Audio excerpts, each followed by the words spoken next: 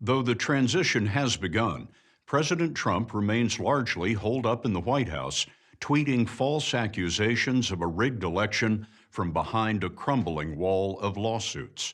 No legal challenge, no recount, no audit has changed the outcome in any state.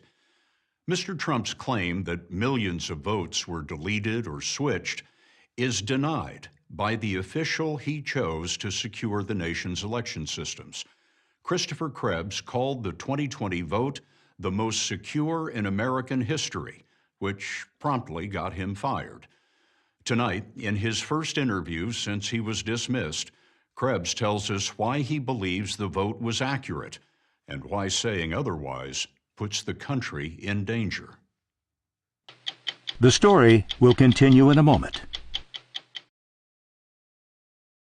I have confidence in the security of this election because I know the work that we've done for 4 years in support of our state and local partners. I know the work that the intelligence community has done, that the Department of Defense has done, that the FBI has done, that my team has done. I know that these systems are more secure. I know, based on what we have seen, that any attacks on the election were not successful. 2 years ago, President Trump put Christopher Krebs in charge of the new Cybersecurity and Infrastructure Security Agency. Krebs, a lifelong Republican, was confirmed unanimously by the Senate. His agency, known by its acronym CISA, helps secure computer systems anywhere that a security breach could be catastrophic, nuclear power plants, for example, and the election hardware in all 50 states. Why are you speaking to us? I'm not a public servant anymore, but I feel I still got some public service left in me. And, it's hard once you take that oath to uphold and defend the Constitution from threats, foreign and domestic. It's hard to walk away from that. And if I can reinforce or confirm for one person that the vote was secure, the election was secure, then I feel like I've done my job.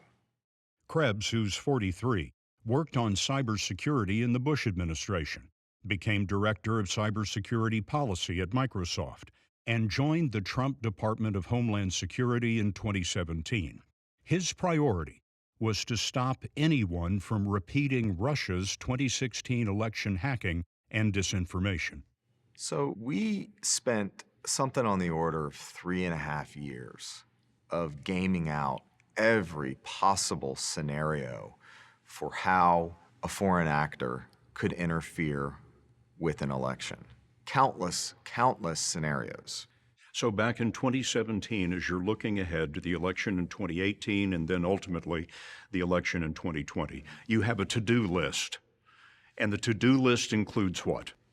Paper ballots. Paper ballots give you the ability to audit, to go back and check the tape and make sure that you got the count right. And that's really one of the keys to success for a secure 2020 election. 95% of the ballots cast in the 2020 election had a paper record associated with it. Compared to 2016, about 82%. And with a paper record, you can go back and verify what the machine is saying by physically counting the paper. That gives you the ability to prove that there was no malicious algorithm or hacked software that adjusted the tally of the vote. And just look at what happened in Georgia. Georgia has machines that tabulate the vote. They then held a hand recount, and the outcome was consistent with the machine vote. And that tells you what? That tells you that there was no manipulation of the vote on the machine count side.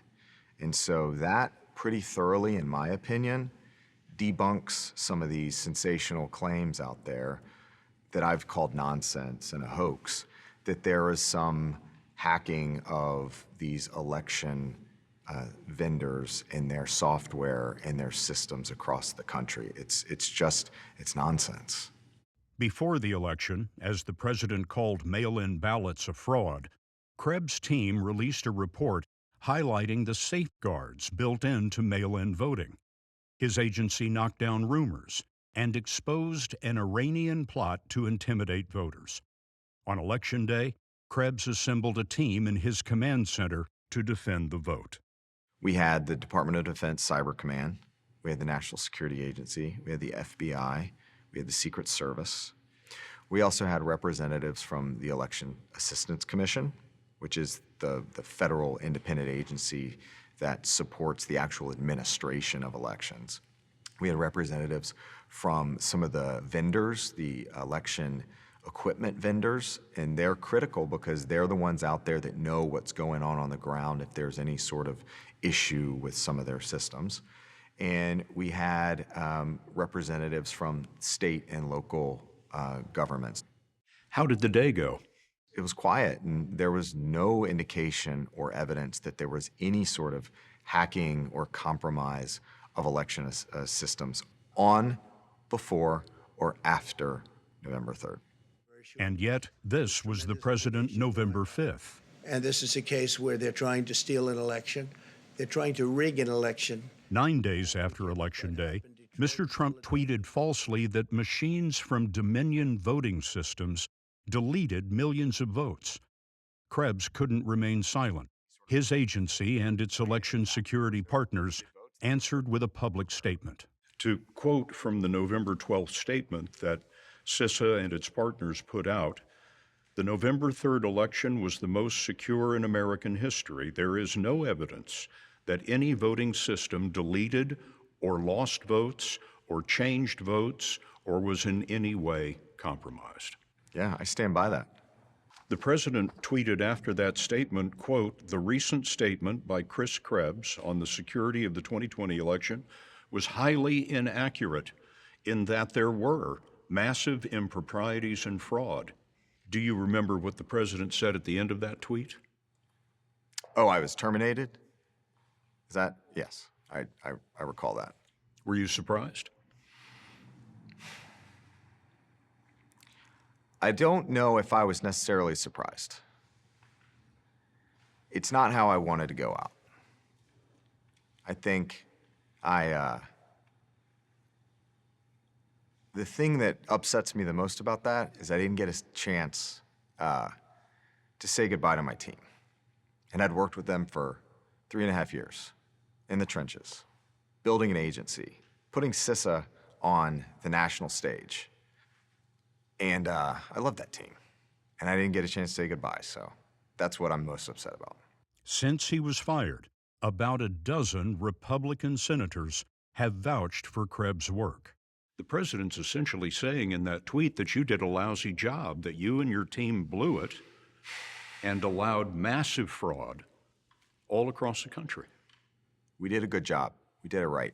I'd do it 1,000 times over. Still, the president's lawyers have filed at least a dozen suits and spun conjecture without evidence. And you should be more astounded by the fact that our votes are counted in Germany and in Spain. As you watched Rudy Giuliani's news conference at the Republican National Committee headquarters, what were you thinking?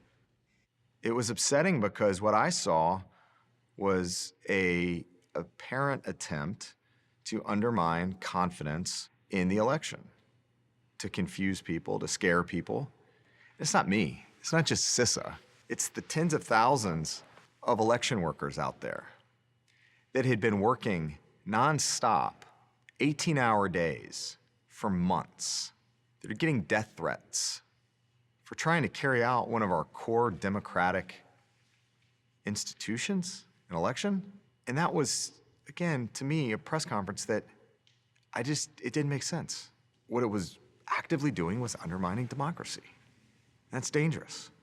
Let me ask for your reaction to some of the vote fraud that the president and his team have been alleging. Votes tabulated in foreign countries. So all votes in the United States of America are counted in the United States of America. I don't understand this claim. All votes in the United States of America are counted in the United States of America, period. Voting machines corrupted by mysterious actors in Venezuela. So again, there's no evidence that any machine that I'm aware of has been manipulated by a foreign power, period. Communist money from China and Cuba used to influence the election. Look, I think we can go on and on with all the farcical claims that alleging interference in the 2020 election, but the proof is in the ballots. The recounts are consistent with the initial count, and to me, that's further evidence, that's confirmation that the systems used in the 2020 election performed as expected, and the American people should have 100% confidence in their vote. In a news conference, a lawyer who was representing the president at the time, Sidney Powell, said specifically that the Dominion Company's voting machines, quote, "It can set and run an algorithm that probably ran all over the country to take a certain percentage of votes from President Trump and flip them to President Biden." Votes were cast in Georgia, for instance, again, on paper. They were counted by a machine. They were subsequently recounted by hand. The outcomes of that count were consistent. If there was an algorithm that was flipping votes or changing votes, it didn't work. I think the more likely explanation, though, is that there was no algorithm, that the systems performed as intended, that the series of security controls before, during, and after an election protected those systems from any sort of misbehavior. most elections are run by each state's Secretary of State, but not one of them, Democrat or Republican, has reported ballot rigging that would change the election. Some are paying a price for integrity. And it's, in my view, a travesty what's happening right now with all these death threats to election officials, to secretaries of state. I want everybody to look at Secretary Bokvar in Pennsylvania, Secretary Benson in Michigan, Secretary Sagaski in Nevada, Secretary Hobbs in Arizona. All strong women that are standing up, that are under attack from all sides, and they're defending democracy. They're doing their jobs. Look at Secretary Raffensperger in Georgia, lifelong Republican. He put country before party and is holding a free and fair election in that state. There's some real heroes out there. There's some real patriots. At the Capitol, the stage is going up for Inauguration Day, January 20th. Well before that, on December 14th, the presidential electors will cast their ballots, which should settle the election. Christopher Krebs told us it's ironic that the disruption and disinformation he feared from abroad came instead from Pennsylvania Avenue. The president says you're dead wrong about election security, and to him you say what? There is no foreign power that is flipping votes. There's no domestic actor flipping votes. I did it right. We did it right. This was a secure election.